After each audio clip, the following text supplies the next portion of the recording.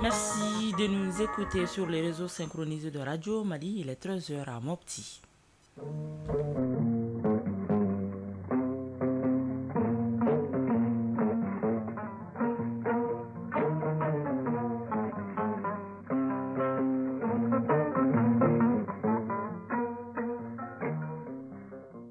Le journal Barakissa Ouattara. Pour booster la production agricole au Mali, les producteurs de la région de Mopti viennent de recevoir plus de 1500 tonnes d'urée offertes par la Fédération de Russie au Mali. La situation sécuritaire de la région de Bougouni est globalement stable, constat fait par la Commission Défense, Sécurité et Protection civile du Conseil national de transition en visite dans cette cité qui regorge d'importantes ressources minières.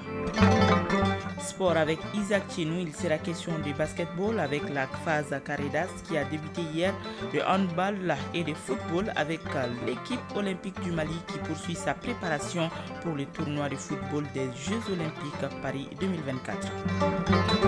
La chronique judiciaire se penche aujourd'hui sur l'avortement. Quel que soit l'âge de la grossesse, la pratique est formellement interdite par le code pénal malien. Quelles sont les sanctions prévues en la matière et dans quelles conditions l'avortement est autorisé? Les réponses avec Garibou Pérou en fin d'édition. Voilà pour le sommaire. Mesdames et messieurs, bonjour et bienvenue.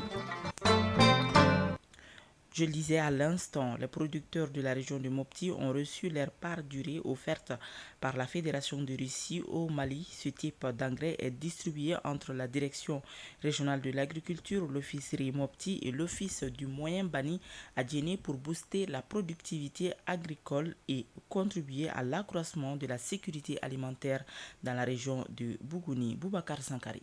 Sur les 22 179 tonnes d'urée offertes par la Fédération de Russie au Mali, 1592 tonnes seront distribuées entre les producteurs de la région de Mopti. Le chef de l'exécutif régional a procédé au lancement officiel de l'opération. Général de brigade Abbas Dambélé, gouverneur de la région de Mopti. À partir de ces intrants, on est sûr qu'ils vont booster, améliorer leur production, leur récolte, et pour des perspectives meilleures et même renforcer les moyens de subsistance. Et nous avons aussi donné des consignes fermes dans la vision du président de la transition que cette distribution se fasse dans les normes requises. Nouhoum Traoré, producteur. L'engrais va augmenter notre production. Nous sommes très contents de cette remise, d'autant plus que l'engrais se fait très rare ces temps-ci. Nous remercions les donateurs. Les 1592 tonnes d'urée seront distribuées comme suit. 894 tonnes pour la Direction régionale de l'agriculture, 608 tonnes pour l'officerie Mopti et 90 tonnes pour le moyen Bani de Djéné. Jean-Pierre Togo, directeur régional de l'agriculture. Sans l'urée, le développement des végétaux ne seront pas à la hauteur. C'est pour ça que nous magnifions et saluons ce don de la Fédération de la Russie à la République du Mali. Alaï Paté Kébé, directeur général de l'officerie Mopti. Ce don, je crois qu'il vient à point nommé parce qu'il connaît aujourd'hui l'importance des intrants, notamment des engrais, et les défis que nous avons à relever. Je crois qu'on ne pourra pas exprimer combien les producteurs sont comblés d'avoir ces dons. Les opérateurs économiques Tuguna Industrie, DPA et SAD sont chargés de fournir aux producteurs les 1592 tonnes d'urée remises à la région de Mopti. Mopti, Boubacar Sankare et Suleiman Tebsougué pour l'ERTM. Visite à Bougouni de la Commission Défense, Sécurité et Protection civile du Conseil national de transition. La délégation conduite par le général Mendoro Kane a visité les différents démembrements chargés d'assurer la sécurité de la région afin de s'imprégner de leurs conditions de travail. Aridou Matina et Abdraman Doka Traoré sont nos envoyés spéciaux. La Commission Défense, Sécurité et Protection civile du Conseil national de transition dans la cité du Bani Mounouché pour voir l'évolution de la situation sécuritaire et l'organisation des différents démembrements du secteur de sécurité. C'est la compte tenu des enjeux qui profilent à l'horizon car la région regorge d'importantes ressources du sous-sol. Général Minkoro Kane, président de la Commission Défense, Sécurité et Protection civile du Conseil national de transition. C'est une visite extrêmement importante. Depuis un certain temps, cette région-là connaît certaines découvertes en matière de ressources minières. qui aujourd'hui méritent d'être sous surveillance, une surveillance accrue. La commission a visité les lieux des différentes unités chargées d'assurer la sécurité, à savoir la direction régionale de la police nationale de Bougouni, la direction régionale de la protection civile, la garde nationale, le groupement de la gendarmerie nationale, la compagnie et la brigade territoriale de la gendarmerie nationale construite récemment. Ce que j'ai remarqué qui est vraiment important, ça c'est le degré d'engagement de ces hommes-là. Ils travaillent dans des conditions qu'eux-mêmes ils ont créées, qu'ils ont améliorées. Ils ne s'asseyent pas pour attendre tout de l'État et ils ne s'en plaignent pas. Et c'est ça qui est important. La délégation du CNT a également fait un tour au camp militaire de Bougouni, dont les travaux avancent à hauteur de souhait.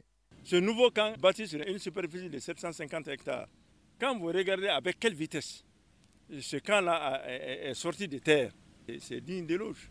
Il manque certaines petites choses qu'on va rapporter au chef. La situation sécuritaire de la région de Bougouni est globalement stable, assurance donnée par le chef de l'exécutif régional et le commandant des zones.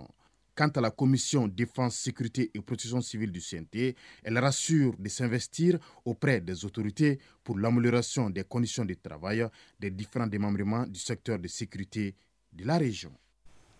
Restitution dans la capitale de l'or blanc du rapport annuel 2023 du comité de suivi et évaluation de la mise en œuvre des recommandations des assises nationales de la refondation aux populations de la région de Koutiala. Les membres du comité et les autorités régionales ont informé les participants du contenu du document et recueilli leurs préoccupations par rapport à l'état d'exécution des recommandations des ANR.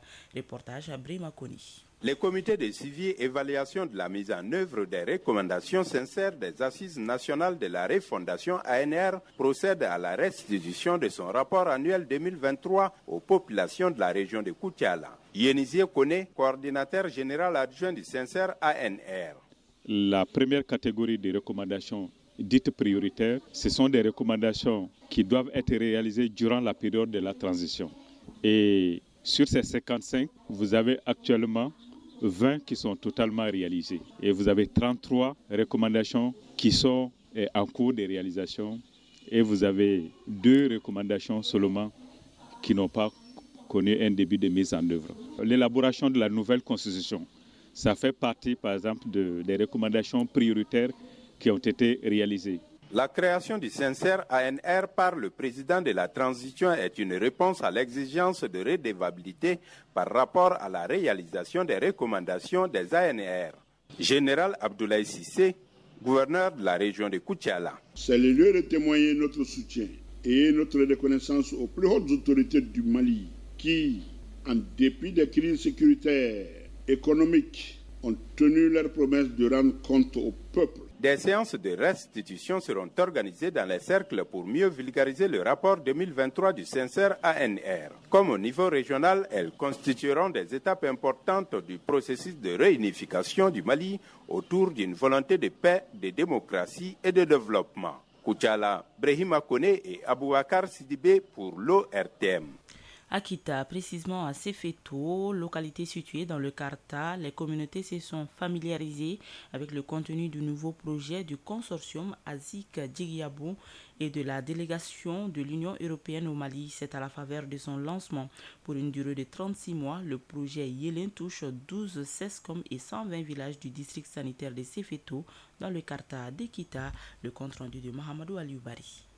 Le district sanitaire de Sefeto-Ouest dans la zone de Karta, région de Kita, vient de bénéficier pour ses communautés un nouveau projet dénommé Fitne Yélin. Ce projet a pour objectif de contribuer à l'amélioration des conditions des filles face aux pratiques néfastes et violences de toutes sortes. Moussa Sissouma est responsable suivi évaluation consortium Azik Djigiabou. En termes d'objectifs, il s'agit surtout de contribuer à la promotion des droits sexuels et reproductifs et de lutter contre les VBG. Dr Mamadou Sey Diallo est représentant du médecin-chef du district sanitaire de Sefeto. Nous nous engageons également envers le consortium Azik Djigiabou pour mettre en œuvre ce projet important pour les populations bénéficiaires de notre district sanitaire. Ce nouveau projet financé par le consortium Azik Djigiabou en partenariat avec la délégation de l'Union européenne au Mali va permettre d'améliorer les indicateurs de santé en général et à promouvoir le bien-être des bénéficiaires en particulier dans le district sanitaire de Sefeto-Ouest. Sidiki Dambélé, chef de mission consortium Azik Djigiabou. Du démarrage du projet à ce jour, les activités menées ont porté sur le recrutement de l'équipe technique de mise en œuvre du projet, l'introduction du personnel de l'équipe technique au niveau des districts sanitaires bénéficiaires, le renforcement du personnel sanitaire des SESCOM et maternité bénéficiaires sur la santé, les droits sexuels et reproductifs. Bakary Diakité, sous-préfet de Sefeto. Le consortium d'ONG Azik Digablo, en initiant le projet Fitna Yele, a pris en compte un des soucis les plus cruciaux des plus hautes autorités de ce pays, qui est la préservation de la vie de chaque citoyen malien à travers la promotion des droits humains. Ce projet Fitna Yele, qui durera 3 ans, a coûté à la délégation de l'Union européenne et au consortium Azik Digablo la bagatelle de plus de 621 millions de francs CFA. Kita, Mohamed Aloubari Nouhoun Kamara, Mohamed Fabrice Kambo pour l'ORTM. À présent, les nouvelles à l'international, le Niger et la Turquie renforcent leur coopération militaire. Le président de la transition, le général Abdurrahman Chani, a reçu hier une importante délégation turque. Elle était conduite par le ministre des Affaires étrangères turc Hakan Fidan, accompagné des ministres de la Défense, de l'Énergie et du chef des renseignements. Les échanges ont porté sur l'amélioration de l'industrie de défense et de renseignement dans le cadre de la lutte contre le terrorisme. Au Kenya, la principale coalition d'opposition Azimio Oka a déclaré qu'elle ne rejoindrait aucune coalition avec le gouvernement du président William Ruto. L'annonce a été faite hier dans un communiqué. Face à une crise nationale marquée par des manifestations massives, l'opposition appelle plutôt à une convention constitutionnelle nationale pour résoudre la crise actuelle. En France, un nouveau président de l'Assemblée nationale doit être élu aujourd'hui par les 577 députés nouvellement élus. Il s'agit d'un vote qui déterminera l'équilibre des pouvoirs entre les 3 principaux blocs politiques, le nouveau Front populaire NFP, l'Alliance présidentielle et le Rassemblement national RN d'extrême droite, dont aucun ne dispose d'une majorité absolue. Un vote qui pourrait être décisif pour la désignation du futur Premier ministre du pays. Aux États-Unis, le président sortant Joe Biden a été testé positif au Covid-19, a annoncé hier la Maison-Blanche tout en précisant qu'il allait bien. Il a également fait valoir que le président était complètement vacciné et qu'il continuerait à exercer pleinement ses fonctions pendant sa période de confinement, une situation qui intervient alors qu'il était en campagne pour séduire les électeurs. Enfin, la Russie et l'Ukraine ont procédé hier à un nouvel échange de 190 prisonniers de guerre. Les deux pays procèdent régulièrement à des opérations de ce genre qui a été facilité par une médiation des Émirats arabes unis. Le ministère de la Défense russe a indiqué que 95 militaires ont été rapatriés après leur détention en Ukraine, alors qu'un nombre similaire de soldats ukrainiens avait été livré à Kiev. Toutes les personnes libérées bénéficient de l'assistance médicale et psychologique nécessaire. Quant aux autorités ukrainiennes, un peu plus de 3400 personnes civiles et militaires ont été rapatriées depuis le début du conflit. Mali Actualité, les 13h passées de 13 minutes.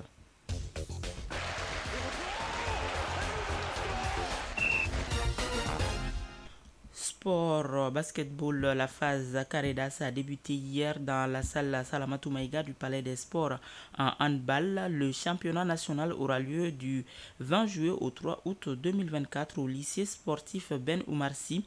Et en football, l'équipe olympique du Mali poursuit sa préparation pour le tournoi de football des Jeux Olympiques Paris 2024. Le résumé de l'actualité sportive avec Isaac Chenou.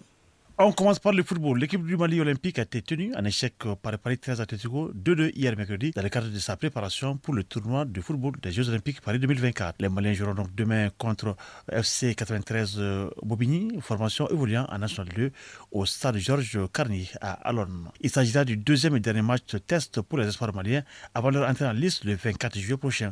Ce sera contre Israël dans le groupe D au Parc de Prince. Football féminin sur le plan national, l'équipe championne du Mali est connue depuis hier à l'issue de la 6e et dernière journée du Caridas. Il s'agit bien de l'AS Mandé qui, malgré son nul, conserve son titre. L'AS Mandé a fait match le 0-0 avec l'USFAS. Dans l'autre rencontre, l'AS Police, qui en cas de victoire aurait été championne, a été surprise par Amazon de la commune 5, 2-0. Basketball, la Fédération malienne de basketball a démarré hier la première journée de sa phase Caridas de son championnat.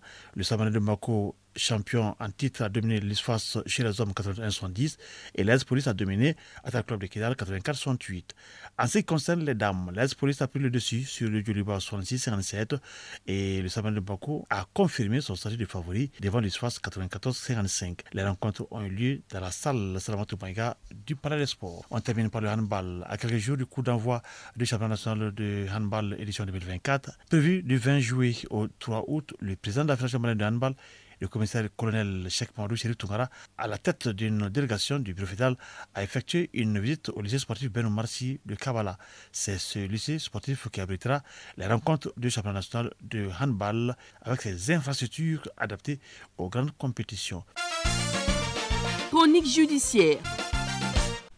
L'avortement, c'est l'interruption volontaire d'une grossesse. Par contre, si l'interruption arrive de façon naturelle, on parle de fausse couche. L'avortement entraîne de nombreuses complications physiques et mentales et au pire des cas, il cause des décès. Devenu aujourd'hui un problème de santé publique, l'avortement est justifié le plus souvent par la pesanteur sociale. C'est pourquoi la pratique demeure et par endroits prend même une ampleur inquiétante. Pourtant, hormis les cas motivés, le code pénal malien interdit formellement l'avortement, quel que soit le moment de la grossesse. Quelles sont les sanctions prévues à la matière, qui et dans quelles conditions l'avortement est autorisé? Voyons tout cela dans la chronique judiciaire avec Garibou Pérou. À domicile ou dans une clinique, sécurisée ou non sécurisée, l'avortement est une pratique non autorisée au Mali. Aussi vieux que le monde, si l'avortement serait permis sous d'autres cieux, ici on voit une vie humaine dès la conception de la grossesse. Maître Alassane Diop, avocat inscrit au barreau du Mali. Dans l'histoire du monde, l'avortement a toujours été considéré comme l'une des infractions les plus graves. Aussi loin que remonte la mémoire collective, chez les Égyptiens, l'avortement était puni. Chez les Mayas, chez les Grecs, les religions aussi sont intervenues après pour codifier tout cela. Mais, je vous l'ai dit, autant il est réprimé dans certains pays, autant l'avortement n'est plus une infraction dans d'autres pays. Infraction délit au crime, l'avortement est réprimé par la loi.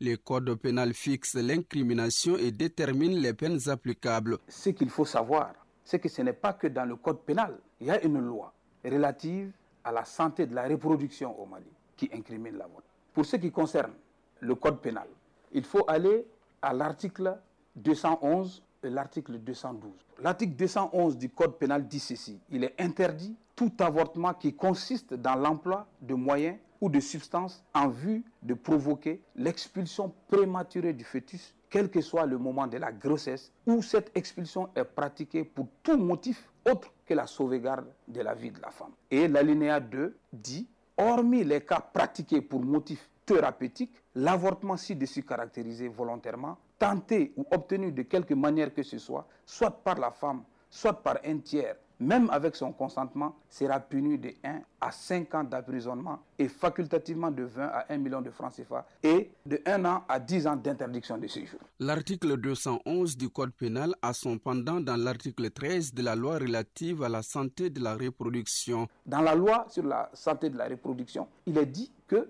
l'interruption volontaire de la grossesse, l'avortement, est autorisé lorsqu'il s'agit de sauvegarder la vie de la femme. Ça, le Code pénal le reprend. Mais la loi sur la santé et la reproduction dit aussi ceci.